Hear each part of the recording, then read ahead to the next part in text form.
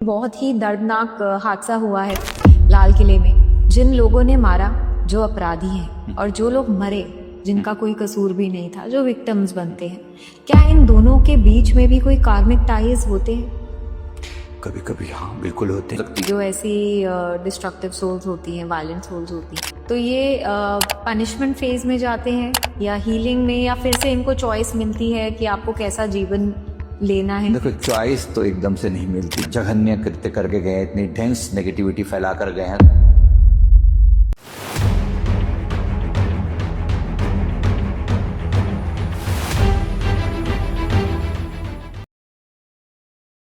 आपके साथ सर हमेशा जब भी मेरी कॉन्वर्सेशन होती है एक नई अंडरस्टैंडिंग लेके जाती है, and for our audience also हमें बहुत कुछ समझने को मिलता है। आज हम जिस टॉपिक पे बात करेंगे वो भी उसे भी समझने की बहुत ज़रूरत है, and it's a sensitive topic also. हम लोग बात करेंगे सोल कॉन्ट्रैक्ट पे, कैसे जो चीज़ें हमारे साथ होती हैं वो ऑलरेडी प्री प्लान्ड होती हैं या हमारे कर्मों की वजह से होती हैं या हमारी कुछ फ्री विल होती है या नहीं होती। And also we'll talk about जो वायलेंट सोल्स होती हैं, जो डिस्ट्रक्टिव सोल्स होती हैं, हिंसक आत्माएं जिसे हम कहते हैं, उनका जन्म क्यों होता है, उनका भी क्या कोई सोल कॉन्ट्रैक्ट होता है? तो इस पे आज हम आपसे समझेंगे सर। तो सबसे पहले हम स्टार्ट करते हैं, बिकॉज अभी बहुत ही दर्दनाक हादसा हुआ है लाल किले में। तो मैं आपसे ये जानना चाहती हूँ, ये जो डिस्ट्रक्टिव सोल्स होती हैं, हिंसक आत्माएं होती हैं, जो नेगेटिव चीजें ही हमेशा करती हैं, उनका पहली बात है जन्म ही क्यों होता है? क्या ये कोई हायर स्पिरिचुअल रीजन है इसके पीछे, या उनका कोई पास्ट लाइफ कार्मिक पैटर्न ऐसा है कि वो ऐसे जन्म लेते हैं? ये बड़ा सेंसिटिव टॉपिक है, फिर भी मैं जितना एक्सप्लेन कर सकता हूँ। देखो, इसमें सबसे पहली बात को समझना जरूरी है। जैसे अभी हम इस व्यक्ति की बात कर रहे हैं जिसने खुद को, अपने आप को मार डाला और सारे बाकी सबको भी, कितने सारे लोगों को साथ में मार डाला जी। ऐसे सोल, ऐसी आत्मा। अब उसने उससे एक दिन पहले इंटरव्यू में रिकॉर्ड करके Correct. आपने सभी ने देखा है बिल्कुल। कि वो बोल रहा है कि ये भी कोई आसान काम नहीं होता। वो अपने आप को जस्टिफाई कर रहा है बिल्कुल। मरने से पहले कि मैंने जो किया वो कितना महान कार्य है, आपको क्या पता। वो वास्तव में सबको ये बताना चाह रहा है अपनी टूटी फूटी भाषा में। उसने जो समझाया असल में वो ब्रेन वॉश्ड है, सिंपल सी भाषा में ना। बात ये कि इस केस में तो हमें दिख रहा है किसने ब्रेन वॉश किया उसका। जी। किसने ब्रेन वॉश किया? वो जो पीछे उसके आका बैठे हुए हैं, जिन्होंने उसके दिमाग को इस तरीके से कंट्रोल किया और ब्रेन वॉश करके वो क्या गेम खेलना चाह रहे हैं। ये सब सत्ता के पुजारी हैं, इनको पावर चाहिए सीधी भाषा में। अब वो सीधे सीधे मतलब सत्ता नहीं हासिल कर सकते, तो उनको ये पता है कि धर्म के रास्ते से ये करना बहुत आसान है। Exactly. और धर्म खतरे में है, हमारा धर्म विशेष रूप से खतरे में, ऐसा वो बताकर, और उनके लिए वो वर्ड यूज करते हैं जो जिहाद वर्ड यूज करते हैं कि भाई मार डालो, ये कर दो। अब इसके निमित्त, अल्लाह के निमित्त, परमात्मा के निमित्त मार देना किसी को उनके लिए जायज वो ठहरा देते हैं। अब दिमाग में इतना जहर भर दिया, अब उसको केवल वो 72 हुरे दिखाई पड़ रही हैं। बस अगर मैं मरूंगा तो मरने पर स्वर्ग मिलेगा, मतलब, और वो हुरे मिलेंगी, और वो सब के लालच में उसके दिमाग में इतना ज्यादा वो क्रिएट कर दिया है हाइप कि वो उसके लिए कोई फर्क नहीं पड़ता। उसको लगता है यहाँ तो मैं तमाशा कर रहा हूँ, इसको क्या, इतने लोग मर गए, मुझे तो मजा मिल गया ना। Very simple. लेकिन अब जो सवाल ये है कि क्या सच में सारी सोल्स ऐसी होती हैं, या इस तरह की जो अन्य आत्माएं होती हैं जो इस तरह का हिंसक रोल प्ले करती हैं, क्या ये पीछे से लिखवा कर आती हैं?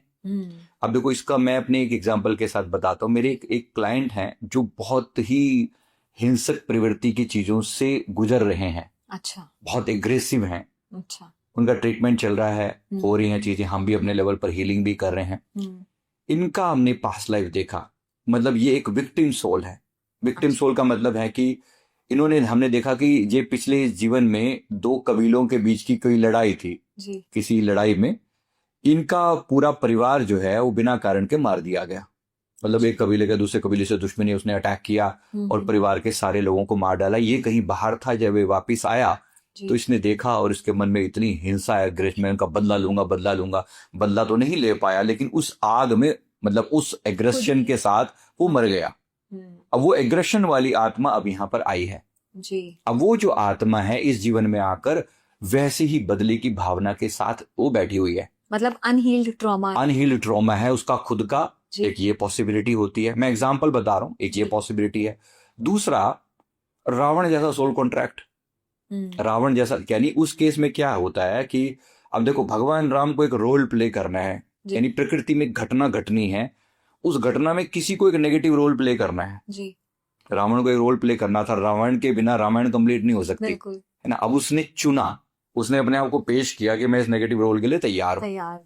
अब नेचर ने, घटना तो घटनी है, उसके कारण, रावण के कारण बाकी सब दुष्टों का भी अंत होना है। खाली एक रावण ही थोड़ी था, और दुष्ट भी थे, सबका अंत होना था। जी सबके अंत होने के लिए वो एक निमित्त बना कि मैं पंगा लूंगा, ऐसे करके ऐसे ऐसे घटना घटेगी, और उसमें मारीच का रोल और ये सब आत्माओं का भी अपना एक रोल था। तो इनमें ये आत्माओं ने खुद चूज किया वो रोल। दोनों बातें होती हैं इसमें, मतलब जैसे मैं ऑलरेडी एक नेगेटिव फ्रिक्वेंसी में हूँ, जी है ना, मैं बदले की फ्रिक्वेंसी में हूँ, हम्म फिर प्रकृति ने एक माहौल भी मुझे दिया, ओके है ना, एक माहौल भी दिया इसी टाइप का, और उस माहौल में मेरे साथ बिल्कुल मेरी फ्रिक्वेंसी मैच कर गई, अच्छा कि भाई मैं उसी फ्रिक्वेंसी पे पहले से था और मेरे को वैसा ही माहौल भी मिल गया।